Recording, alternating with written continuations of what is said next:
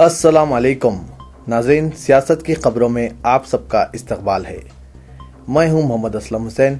सबसे पहले नजर डालते हैं आज की कुछ अहम सुर्खियों पर। मोदी को बेनकाब करने पर केजरीवाल की सताइश, गुजरात में तरक्की का भांडा फूट गया। किरण कुमार रेड्डी ने नई सियासी जमात के क़याम का ऐलान किया। इदारे सियासत से मुजफ्फरनगर फसाद मुतासरीन की इमदाद का सिलसिला जारी। बढ़ते हैं खबरों की तफसील की तरफ।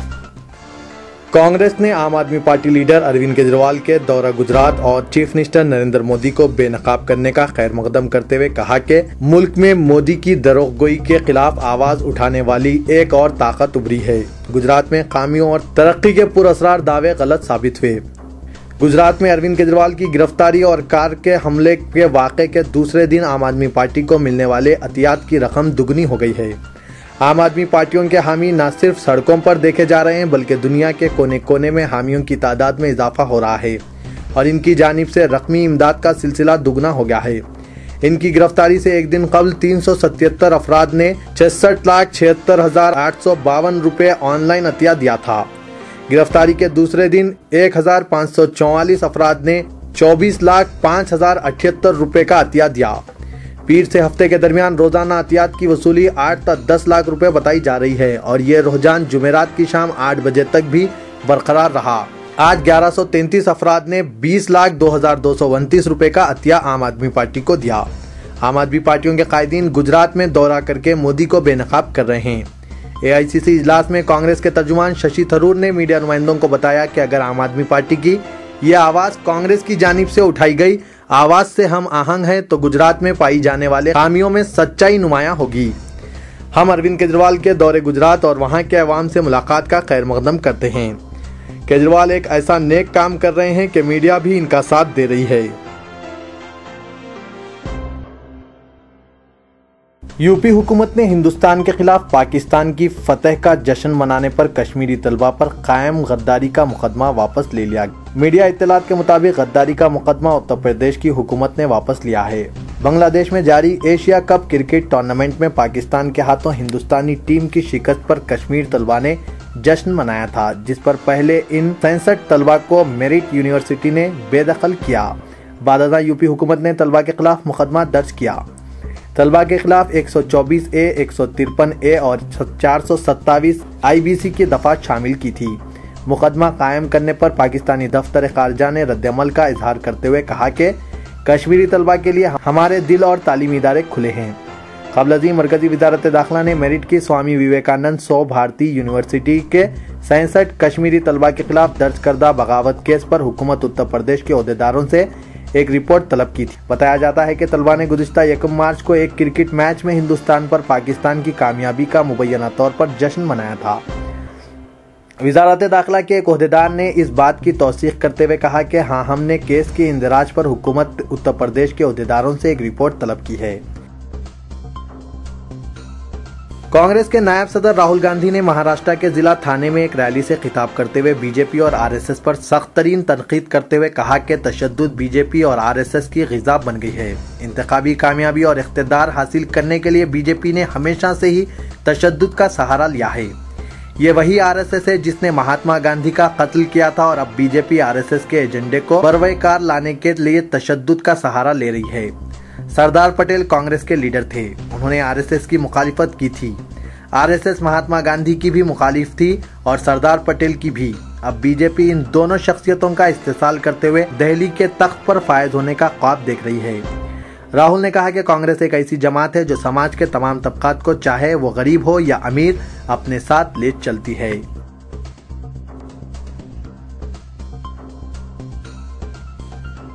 तक़सीम रियासत के खिलाफ चीफ मिनिस्टर आंध्र प्रदेश की हैसियत से मुस्तफ़ी होने वाले किरण कुमार रेड्डी ने ऐलान किया कि वो इंतखाबात से कबल एक नई पार्टी कायम करेंगे।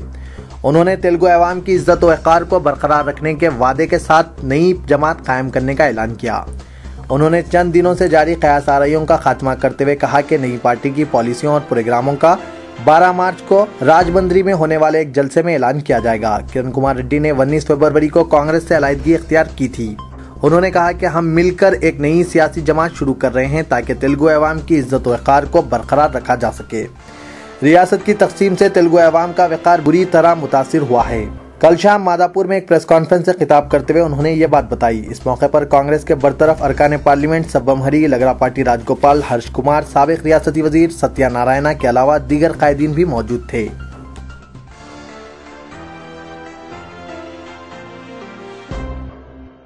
तेलुगु अदाकार पवन कल्याण की सरगर्म सियासत में वापसी के ताल्लुक से कई कयास आराइयां शुरू हो गई है। कहा जा रहा था कि वो लोक सत्ता या आम आदमी पार्टी से इंतखाब लड़ सकते हैं। ताहम अब ये इत्तला आम होती जा रही है कि पवन कल्याण, जो मरकजी वजीर के चिरंजीवी के भाई हैं, बहैसियत आज़ाद उम्मीदवार मुकाबला कर सकते हैं। वो हो सकता है कि मलकाजगिरी लोकसभा हल्के से किस्मत आजमाई कर सकते हैं। ये भी कहा जा रहा है कि वो अनकापल्ली लोकसभा हल्के से मैदान में उतर सकते हैं। अभी खुद पवन कल्याण या इनके तर्जुमान की जानिब से इन इत्तलात की तौसीक नहीं की गई है।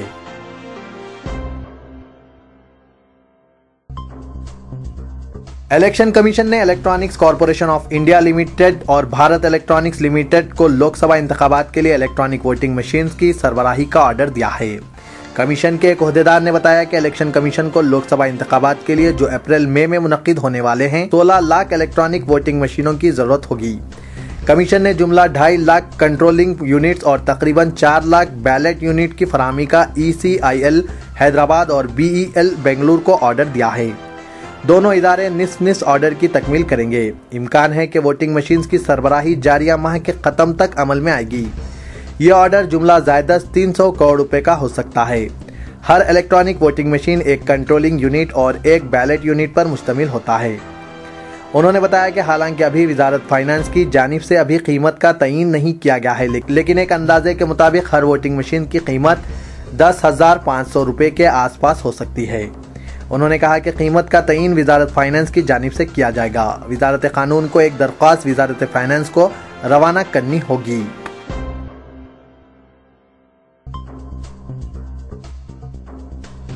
फसादज़दा मुजफ्फरनगर उत्तर प्रदेश में सियासत मिल्लत रिलीफ फंड के इमदादी कामों का तसलसल हुनूस जारी है। सियासत के बाज़ाबतकारी व इमदादी कामों को इस्तेहकाम बख्शने फैज़ आम ट्रस्ट हैदराबाद ने अपना दस्ते ताउन दराज किया है।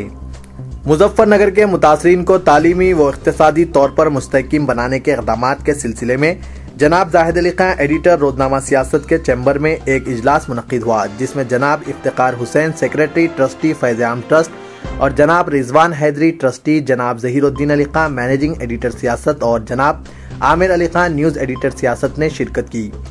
इजलास में फैसला किया गया कि मुजफ्फरनगर में सियासत मिल्लत रिलीफ फंड की जानिब से कायम करदा प्राइमरी स्कूल में मजीद बुनियादी इंफ्रास्ट्रक्चर सहूलतें पहुँचाई जाए, जहाँ ज़ायदस 310 बच्चों का इंदराज हुआ है। उमूमी तौर पर इस इलाके में गरीब मुस्लिम बच्चे तालीम से दूर रहते हैं। इजलास में यह फैसला किया गया कि मुतासरा इलाके में एक कंप्यूटर सेंटर भी कायम किया जाए, जिसके लिए 8 कंप्यूटर्स में मुतालिका अशिया ज़रूरिया हैदराबाद से फराहम की जा रही है। जनाब ज़हीरुद्दीन अली खां ने बताया कि माइनॉरिटी डेवलपमेंट फोरम की एक टीम मुजफ्फरनगर रवाना की गई ताकि मुतासरा इलाके की मुस्लिम ख़वातीन को फ़नी तरबियत दी जाए।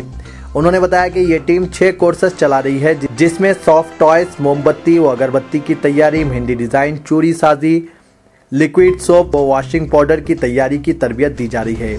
जनाब जाहिद अली खां एडिटर सियासत ने बताया कि ज़रूरत पड़ने पर मुतासरा मुजफ्फरनगर में मजीद इमदादी उमूर अंजाम दिए जाएंगे ताकि वहाँ के मुसलमानों को खुद कफील बनाने में ताउन किया जा सके।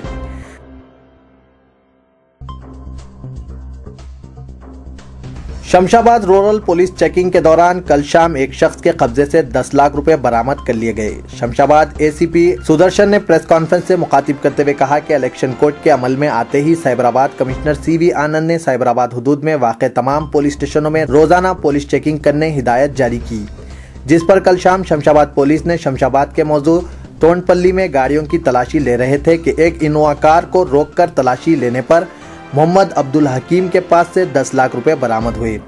मोहम्मद अब्दुल हकीम 51 साला साकिन MLA कॉलोनी हैदराबाद पेशे से रियल एस्टेट ताजिर हैं, जो महबूब नगर के राजापेटा में इनकी अराजी को जाकर वापस हो रहे थे। इनके कब्जे से 10 लाख रुपए मिलने पर इनसे तफ्तीश करने पर उन्होंने कोई भी सबूत पेश नहीं किया, जिसके बाद इनके कब्जे से रकम जब्त कर ली गई और यह रकम इनकम टैक्स ओहदेदारों के हवाले की गई। शमशाबाद ACP सुदर्शन ने बताया कि साइबराबाद कमिश्नरेट में तमाम इलाकों में रोजाना व्हीकल चेकिंग की जाएगी।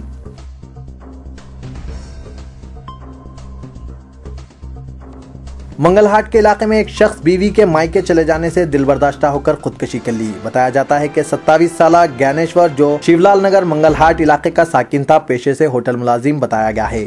इसकी शादी 1.5 साल कबल हुई थी और इसकी 9 माह की बच्ची थी। इसकी बीवी अपने मायके गई थी, जिससे दिलबर्दाश्ता होकर इसने इंतहाई इक़दाम कर लिया। पुलिस ने मुकदमा दर्ज कर लिया और मसरूफ़ तहक़ीक़ात है।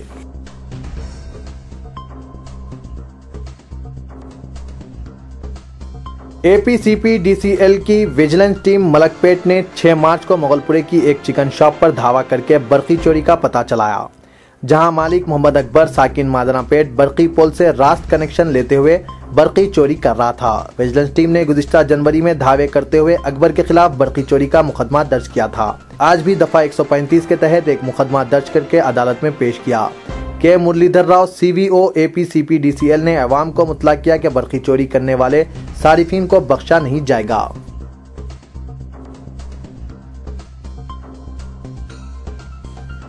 चादरघाट पुलिस ने मलकपेट के एक फ्लैट पर धावा करते हुए फहाशी के कारोबार में मुलव्विस 2 अफराद और एक खातून को हिरासत में ले लिया। पुलिस ने बताया कि नलगुंडा चौराहे पर वाक़े जमुना टावर्स के एक फ्लैट में फहाशी का कारोबार चलाया जा रहा था। इत्तला मिलने पर पुलिस ने ऑर्गेनाइजर B आनंद राव और गाहक रविंदर रेड्डी के बशमूल एक खातून को हिरासत में ले लिया। बताया गया है कि गुज़िश्ता 1 साल से इस फ्लैट में फहाशी का कारोबार चलाया जा रहा था। पुलिस ने एक मुकदमा दर्ज करके इन्हें अदालत में पेश किया।